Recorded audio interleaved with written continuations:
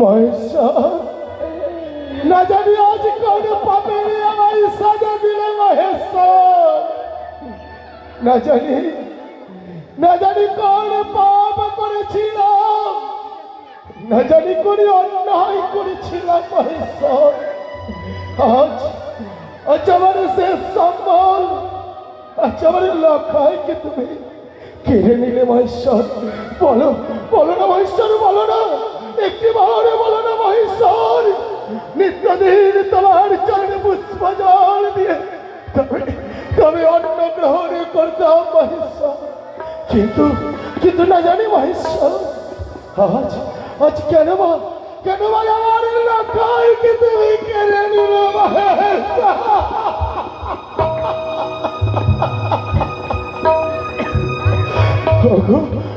চম্পলার বাবাসীরা, আমার যে লক্ষাই আর প্রাণে বেঁচে নেই।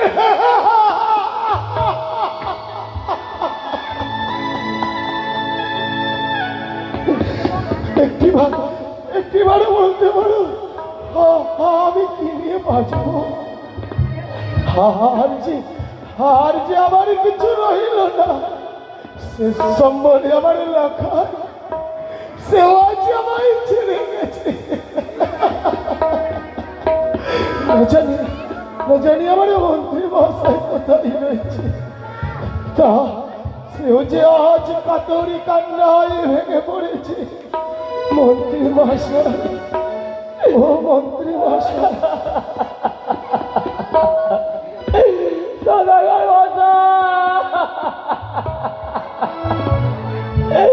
বড় আশা ছিল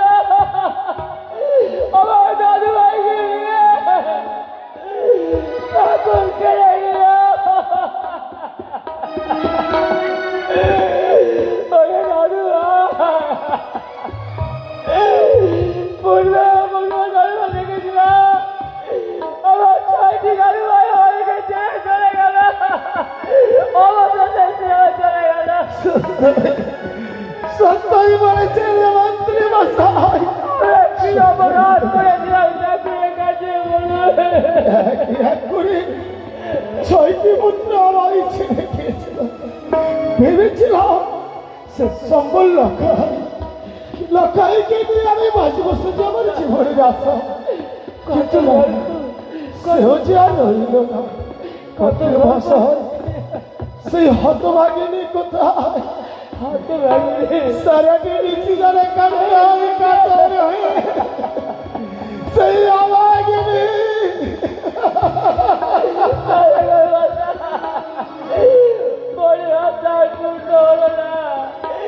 লক্ষ লক্ষ টাকা খরচ আমার দাদু ভাইকে রাখতে পারলাম না। ওরে অভাগিনী, কোথায় রয়েছিস? একবার ছুটে আয় এই তুলসী তলায়, সে দেখ আমার লক্ষাইয়ের যে নিথর দেহ পড়ে রয়েছে।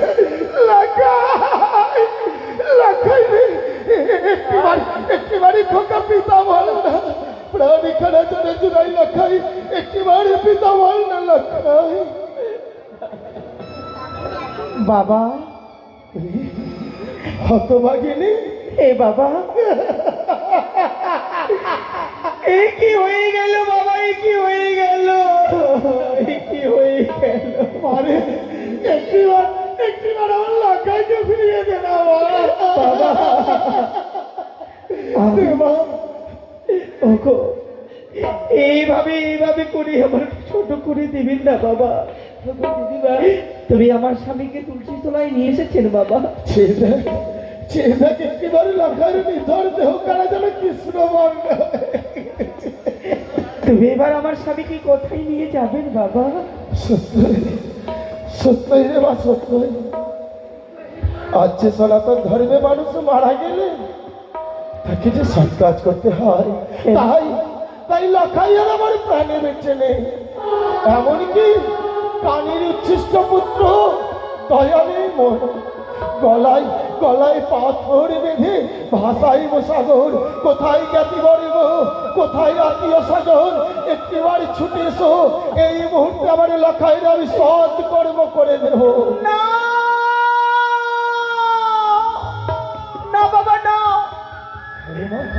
আমার স্বামীকে আমি সৎকার্য করতে দেব না বাবা, দেব না।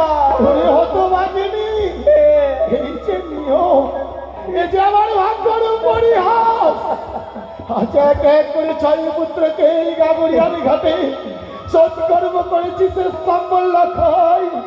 আজ আমি সৎকর্ম করে দেব। ও শ্বশুরি বাবা গো,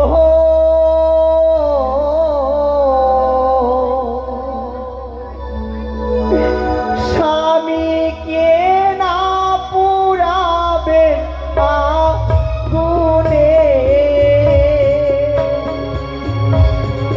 আমার স্বামীকে আমি পুরাতে দেব না বাবা। মারে, এটি বলিস রে মা, এটি বলিস। অগো আগুনে পুরালে বাবা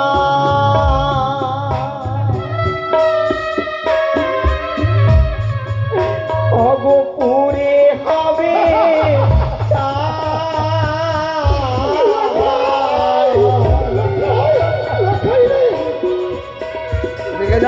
গঙ্গার জলে বেশি গেলে স্বামী ফিরে পায়।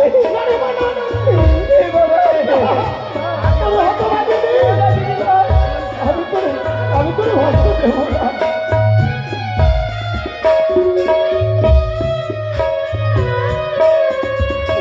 অগো তৈরি করে দিন গো বাবা ওলারো মা দা,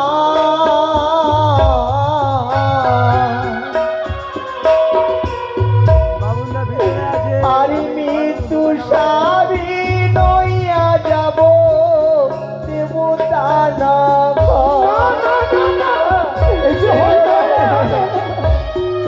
এ সম্ভব নয় রে মা, এ সম্ভব নয়। তুই যাস না বাড়ি, এক এক করে 6 মধু রয়েছে ঘরে, তুইও ঘরে থাক বাড়ি। আরে যে কহলারি গাছ গো বাবা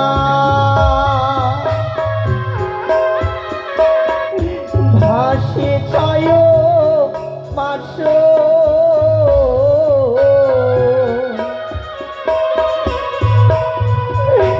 আরে সেই কহলারি গাছে বাবা তৈরি করো মজুস। অন্তি ভাষা এই যে বলে বৌমা, আমার দিদি ভাই বলে, যেই কলাই গাছ 6 মাস আসতে পারে, সেই কলাই অগ গাছে মাটির সাবা বড্ড বৃক্ষ,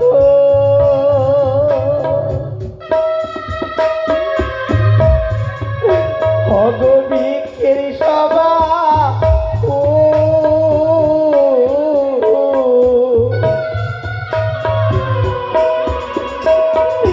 নারী জাতির সবা হয়ে দাদা শ্রীমন্তের সিঁদুর।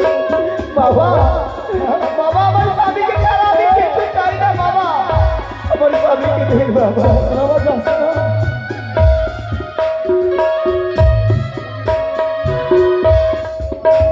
বাবা হ্যাঁ রে মা, কলার মান্দা সময় তৈরি করে দিন বাবা, আমি কলারে মান্দাসি করে আমি ভেসে যাবো কুলি সাগরে, যেখানে রয়েছে দেবতা নগর, সেখান থেকে আমার স্বামীর প্রাণদান আমি ফিরিয়ে আনবো বাবা। না না না, এই যে সম্ভব নয় রে মা, এই যে সম্ভব নয়। কেন সম্ভব নয় বাবা? মানুষ যদি একবারে মারা যায়, সে যে আর প্রাণে বাঁচে না রে মা। বাবা, হ্যাঁ রে মা, আপনার কি মনে পড়ে না সেই দিনের কথা? কোনদিন? ছায়া মণ্ডপে আমার স্বামী যখন মৃত্যু সজ্জায় পড়েছিল, তখন তো আমি বাঁচিয়েছিলাম আমার স্বামীকে।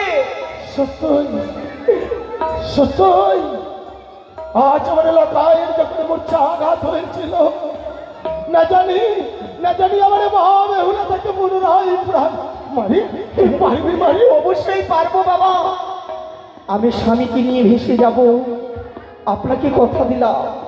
শুধু আমার স্বামী নয়, আমার ছয়টি ভাসুরের প্রাণদান আমি ফিরিয়ে আনবো বাবা।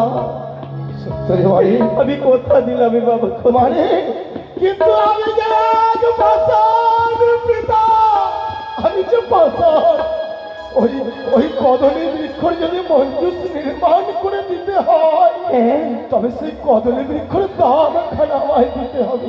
এ কি বলছেন বাবা? হ্যাঁ, আমি যে পাষাণ, এক এক করে 6 পুত্রকে এই নাগরিয়া ঘাটে আমি বিসর্জন দিয়েছি। আজ কদম কদমে দেখতে হ্যাঁ মন্ত্রী মশাই, দান দিলে ওই দিদি ভাই। কদলী বৃক্ষের যদি দাম আমায় দিতে পারে, তবেই আমি কদলী বৃক্ষের মঞ্জুস নির্মাণ করে এ কি বলছে? অগো মায়েরা,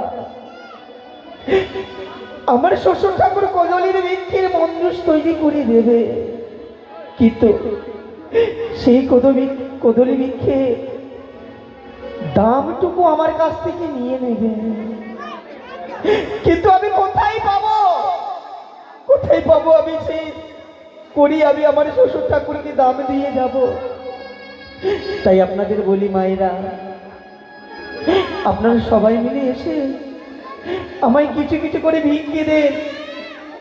আমার স্বামীর জন্য আমায় কিছু ভিক্ষে দেন মায়েরা, আমার স্বামীর জন্য আমায় কিছু ভিক্ষে দেন। ওই আমায় ভিক্ষে দাও,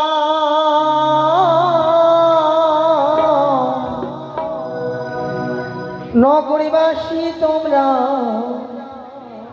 ভিক্ষে আমায় দাও,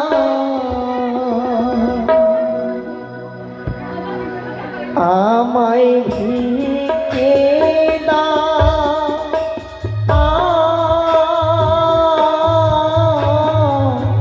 নগরবাসী তোমরা ভিক্ষে আমায় দাও।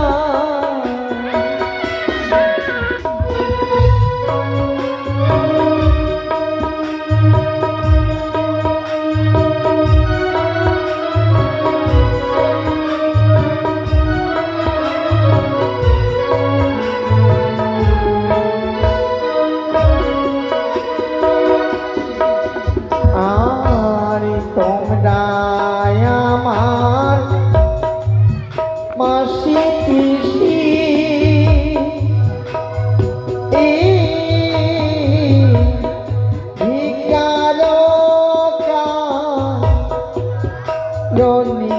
আসি গো,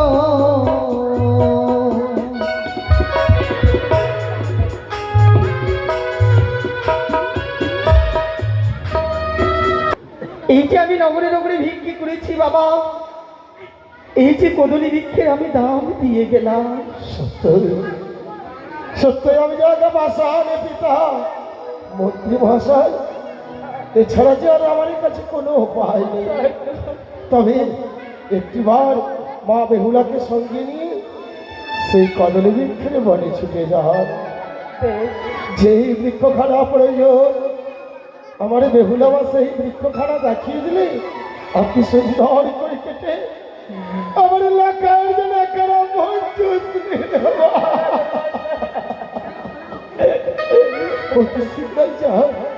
এসো মন্ত্রী দাদু, এসো।